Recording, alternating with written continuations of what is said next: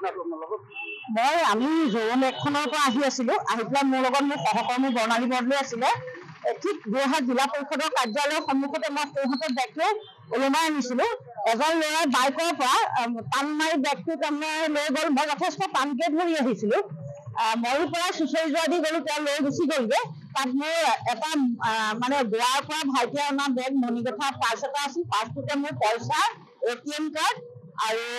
বিশেষকৈ মোৰ মোবাইল ফোনটো আছিল এই মোবাইল ফোনটোতে মই স্কুল এখনৰ হেডমিষ্ট্ৰেছ মোৰ গোটেই ডাটাবোৰ তাত সোমাই আছিল মোৰ এতিয়া মানে সেইটোৱে মহা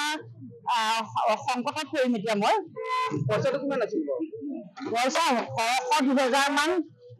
আছিলে বাইকত কেইজন আহিছিল এজন চিংগল চেক চাৰ্ট পিন্ধা ল'ৰা এজন ওখ হাইটটো কিন্তু আছে ল'ৰাজন বাইকখন চলাই যাওঁতে ওখ বাইকখন আৰু বাইকখনৰ নাম্বাৰ প্লেট যতটো সম্ভৱ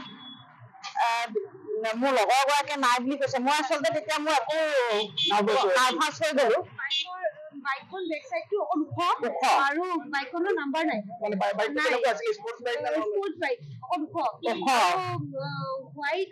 কি সৰি ৰেড আৰু মানে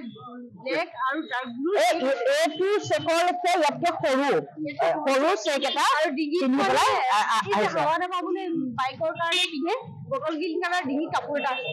কি নাম আপোনাৰ বাইদেউ মোৰ বৰ্ণালী বৰদলৈ বাইদেউ আপোনাৰ নৱনীতা নেওগ শইকীয়া মই চাৰিগাঁও গাৰ্লছ স্কুলৰ হেডমিষ্ট্ৰেছ পইচা কিমান নিলে আপোনাৰ পইচা কিমান নিলে পইচা 100-2000 মই আচলতে মই বেগটো আজি বিয়াৰ কাৰণে সলাই আনিছিলো ইটো বেগৰ পৰা আনিছিলো কিন্তু মোৰ অলপ পইচা এটা আছিলে সেইটো যদি গৈছে মই ইটো বেগ চালেহে গম পামগে কিন্তু আছিলে ছুপাৰভাইজিং অফিচাৰৰ মোৰ ফৰ্মেট প্ৰত্যেক দিনা মেট্ৰিকৰ পৰীক্ষাত ফৰ্মেটবোৰ তাত ফিল আপ কৰি থৈ দিয়া আছিলে আমি খোজকাঢ়ি আহিছিলো খোজকাঢ়ি আহি থাকোঁতে তাৰমানে পঠিয়াই নিলে এতিয়া লোকেশ্যনটো হেৰি কৰি দিব পৰা হ'লে সেই মাতিছে মানে হেৰি কৰিব